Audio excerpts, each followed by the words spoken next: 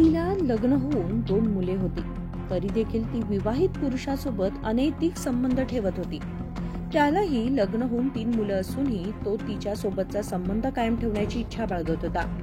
तब्बल 2 वर्ष हा अनैतिक संबंध त्यांच्या दोघात सुरू होता. पण पत्नीचे परपुरुषासोबत संबंध असल्याचं लक्षात आल्यावर पतीने तक्रार केली. त्यानंतर काय घडलं माहितीये का? तर ही कहाणी बघाच.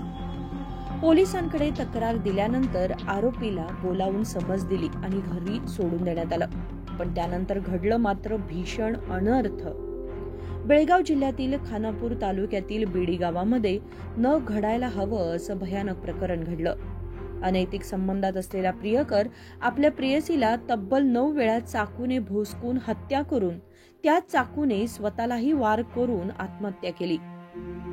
हत्या झालेली दुर्दैवी महिला रेश्मा तिरवीर व 29 अशी ओळख पटली आहे. तर स्वतःलाही भोसकून आत्महत्या केलेला पुरुष आनंद सुतार वय 31 असल्याचं समजतं. रेश्मा आणि आनंद यांच्यातील ओळख हळूहळू सखोल झाली आणि नको त्या टप्प्यापर्यंत जाऊन पोहोचली. हा प्रकार रेश्माच्या पतीला समजल्यानं घरगुती वादाला कारण झाला. या संदर्भात रेश्माच्या पतीने नंदगड पोलीस ठाण्यात तक्रार दिली. तक्रार मिळाल्यानंतर पोलिसांनी आनंदला बोलावून समज दिली आणि रेश्माच्या मागे न लागण्याची सूचना करून सोडून दिलं.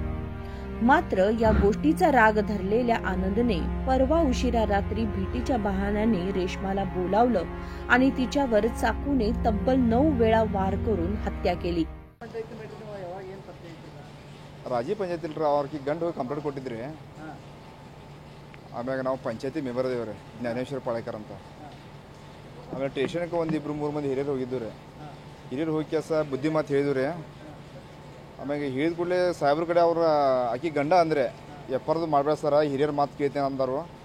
ಆ ಪ್ರಕಾರ ನಾವು ಚಲೋ ಉಳಿತೇವೆ ಅಂದ ಮನೆಗೆ ಬಂದಿವ್ರಿ ನಾವು. ಆಮೇಲೆ ನಿನ್ನೆ ಸಾಯಂಕಾಲ 9 ಗಂಟೆ ಮ್ಯಾಗಿನೂ ಹಿಂಗೆ ಘಟನೆ ಆಗೈತೆ ಅಂತ ನಮ್ಮ ಮುಂಜಾನೆ ಗೊತ್ತಾತ್ರಿ.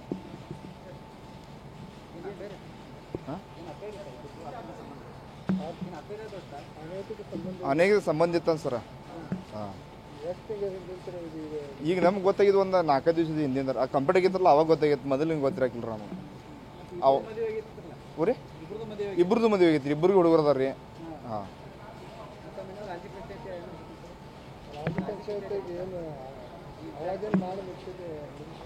ಈ ಥರ ಸ್ಟೇಷನ್ ಒಳಗೆ ಸರ ಇಬ್ಬರಿಗೂ ಕೇಳ್ಕೊಂಡು ರೀ. ಅವರು ಇನ್ನೊಂದ್ಸಲ ನಾವು ಎಂಥ ತಪ್ಪು ಮಾಡೋದಿಲ್ಲ ಅಂದರು. ಇವು ಅಂದ, ಆನಂದ ಅಂದ, ಹೆಣ್ಮಕ್ಳು ಅಂದ್ರೆ. ಆ ಹೆಣ್ಮಕ್ಳು ಗಂಡು ಅಂದ್ರೆ ಇಲ್ಲಿ ತೋರೀಗ ಎಲ್ಲರೂ ಹೇಳಿದಿರಿ ಈ ಪ್ರಕಾರ ಈಗ ತಪ್ಪು ಮಾಡೋದಿಲ್ಲ ಅಂತಾರು, ನಾವು ಸಹಿಸ್ಕೊಂಡು ಹೋಗ್ಯಾರ ಅಂದ್ರೆ. ಏನಾಯ್ತು ಸರ್, ನಾವು ನಮ್ಮ ಮನೆ ಅಲ್ಲಿಂದ 1 ಕಿಲೋಮೀಟ್ರ್ ಹೊರಗೆ ಊರಾಗಿರ್ತೀವಿ ನಾವು. ಅದು ವರ್ಷದ ಗೊತ್ತಿಲ್ಲ ರೀ. ಮನೆ ಕಂಪ್ಲೀಟ್ ಆದಾಗ ನಮ್ಮ ಸುದ್ದಿ ಬಂದೈತಿ ರೀ. ಅಲ್ಲಿ ಬೇರೆ ಬೇರೆ ಸರ್, ಅವ್ರ ಮನೆ ಇವ್ರ ಮನೆ ಅವ್ರ ಮನೆ ಹಿತ್ತಲು ಹತ್ತಿದವ್ರೆ. ಹಾಂ, ಓಣಿ ಬೇರೆ ಬೇರೆ ರೀ, ಹಿತ್ತಲು ಹತ್ತಿದಾರೆ ಇವರು. ಏನು ಮಾಡ್ಬೋದು ಸರ್, ಅನಿವಾರ್ಯ. ಮಕ್ಕಳು ಅನಾಥರಲ್ಲ ಸರ್, ಮಕ್ಕಳು ಅನಾಥ ಆಗಬಾರ್ದ ನಾವು ಪ್ರಯತ್ನ ಮಾಡಿದ್ವಿ ಸರ್. ಮತ್ತು ಅವ್ರು ಈ ಪರ ಮಾಡ್ಕೊಂಡ್ರಂದ್ರೆ ಮಕ್ಕಳು ಸಣ್ಣದವ್ರು ಸರ್. ಆಗಿರ್ಬೇಕು ಸರ್, ಒಂದು 10 ವರ್ಷದ್ದು 10-15 ವರ್ಷ. ಊರಾಗ ರಾಜಿ ಪಂಚಾಯತ್ ಮಾಡಿಲ್ಲ ನಾವು. ಊರಾಗ ಏನು ಮಾಡಿಲ್ಲ, स्टेशन कंप्लेंट ಬಂದಾಗ ಹೋಗಿದ್ದು ರೀ. ज्ञानेश्वर पाळेकर. रेश्माचा प्राण जाताच आनंदनेही त्याच चाकूने स्वतःवर वार करून आत्महत्या करण्याचा प्रयत्न केला. हा प्रकार पाहिलेल्या स्थानिकांनी तातडीने त्याला बेळगाव रुग्णालयात हलवलं. मात्र वाटेतच त्याचा मृत्यू झाला. ಏನಂದ್ರೆ ಈಗ ಅವ್ರದ್ದೇನ ಅನೈತಿಕ ಸಂಬಂಧ ಇತ್ತು ರೇಷ್ಮಾ ಮತ್ತು ಆನಂದ್ ಅಂತ. ಅದು ಈ 2-3 ತಿಂಗಳಿಂದ ನಡೆದಿತ್ತು ರೀ. ಅದು ನಮ್ಗೆ ನಿನ್ನೆ ಗೊತ್ತಾಗಿದೆ. ಮತ್ತು ಊರು ಹಿರಿಯರ್ದಾಗ ಈಗ ನಮ್ಮ ಸ್ಟೇಷನ್ಗೆ ಹೋಗಿ ಅದನ್ನು ಒಂದು ಬಗೆಹರಿಸ್ಕೊಂಡು ಬಂದಿದ್ರು. ರಾತ್ರಿ ಅವ ಏನು ಮನೆಗೆ ಹೋಗಿ ಅಕ್ಕಿ ಹತ್ಯೆ ಮಾಡಿ ತಾನೂ ಆತ್ಮಹತ್ಯೆ ಮಾಡ್ಕೊಂಡು ಅಂತ ಸುದ್ದಿ. ಈಗ ನಾ ಈಗ ಗೊತ್ತಾಗಿದ್ದ 2 ತಿಂಗಳಿಂದ ಆಯ್ತು ರೀ. ಇದು ಮೊದಲು ಏನಾಯ್ತು ನಮ್ಗೆ ಗೊತ್ತಿಲ್ಲ ರೀ. ಅದು ಹಾಂ, ಪೊಲೀಸ್ ಸ್ಟೇಷನ್ಗೆ ಹೋಗಿ ಎಲ್ಲ ನ್ಯಾಯ ಪಂಚಾಯತಿ ಮಾಡ್ಕೊಂಡು ಬಂದಾರ್ರಿ. ಆಮೇಲೆ ಇದಾದ ಸ್ಟೇಷನಿಂದ ಬಂದು ಒಂದು 4 ದಿವಸಕ್ಕೆ ಇದು ಘಟನೆ ಆಗಿದೆ. ಹೌದು ಇದು ಒಂದು 3-4 ತಿಂಗಳಿಂದ ಸುಸೈಡ್ ಅಟೆಂಪ್ಟ್ ಮಾಡಿದ್ರಿ ಅವ. ಈಕೆ ಸಂಬಂಧ ಐತೆ ಅದು ಗೊತ್ತಿಲ್ಲ ರೀ. ಅದೇನು ನಮಗೆ ಅಷ್ಟು ಡಿಟೇಲಾಗಿ ಏನು ಗೊತ್ತಿಲ್ಲ ರೀ ಅದ್ರ ಬಗ್ಗೆ.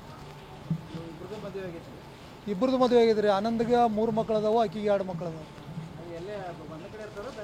ಇಲ್ಲೇ ಬಾಜುಕಿನ ಗಲ್ಲಿಗೆ ಇರ್ತಾರೆ.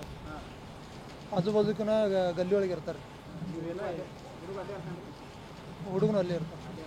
ಹಾಂ, ಏನಂದ್ರೆ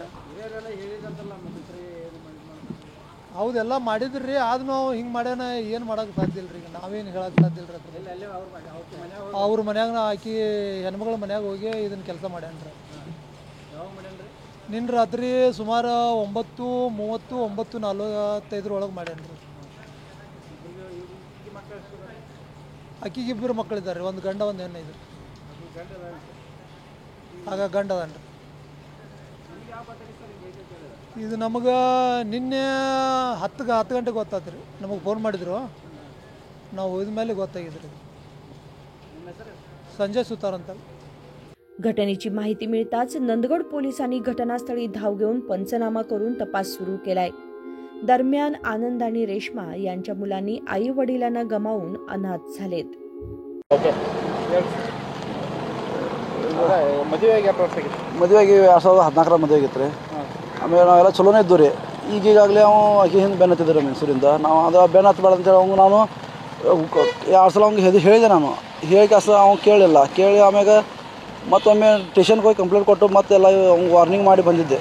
ಇನ್ನು ಮುಂದೆ ಮಾಡಲ್ಲ, ನಾ ಚಲೋದಿರ್ತೇನೆ, ಇನ್ನು ಮುಂದೆ ತಂಟೆಗೆ ಹೋಗಲ್ಲ ಅಂತ ಹೇಳಿದ್ರು. ಹೇಳಿ ಮತ್ತೀಗ ಅವ ಮೊನ್ನೆ ಬಂದು ಚಾಕುಲಿ ಚುಚ್ಚೆ ತಾನು ಚುಚ್ಕೊಂಡು ಅಲ್ಲೇ ಸತ್ತು ನಮ್ಮ ಮನ್ಯಾಗ. ಇಲ್ಲ ರೀ, ಮನ್ಯಾಗ ಸುಸೈಡ್ ಮಾಡ್ಕೊಂಡು ನಮ್ಮ ಮನ್ಯಾಗ ಚಾಕುಲಿ ರೀ. शिवानंद तिरवीर.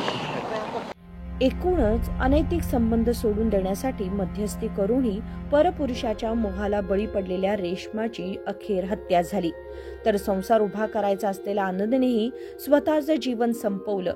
ही एक मोठी दुःखदायक शोकांतिका ठरली आहे. कॅमेरामन विनोद कोलकार सोबत राजशेखर हिरेमठ, KMM मराठी, बेळगाव.